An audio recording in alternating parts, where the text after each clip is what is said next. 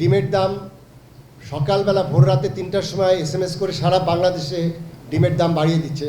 তাদের সাথে তো আমাদের কম্প্রোমাইজ করার কোনো সুযোগ নেই, পুরোপুরি হার্ড লাইনে যাব।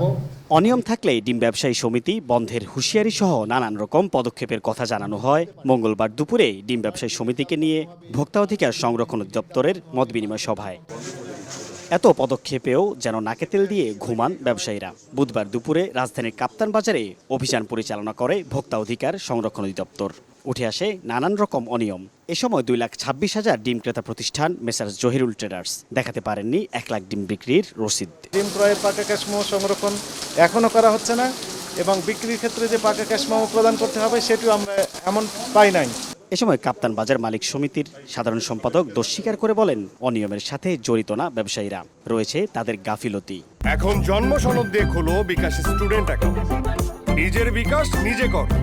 এটা আসলে আমাদের গাফলতি, আমরা সচেতন না হওয়ার কথা। এমনি আমরা দুর্নীতিগ্রস্ত না, সচেতন না হওয়ার কারণে আজকে এই জরিমানাটা এই দোকানদারের, সে এটাতে গাফলতি করছে। অভিযান শেষে ভোক্তা অধিকার সংরক্ষণ অধিদপ্তরের সহকারী পরিচালক আব্দুল জব্বর মণ্ডল বলেন, অভিযান আর হুঁশিয়ারিতে ব্যবসায়ীরা নিয়ন্ত্রণে না আসলে আরও কঠিন ব্যবস্থা নেবেন তারা।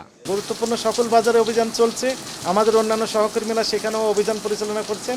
দেশে দৈনিক ডিমের চাহিদা 3.5 কোটি পিস। তবে দাম পুরোপুরি স্বাভাবিক না হওয়া পর্যন্ত অভিযান চলমান থাকবে বলে জানায় ভোক্তা অধিকার সংরক্ষণ অধিদপ্তর। সাইফুল ইসলাম, সময় সংবাদ, ঢাকা।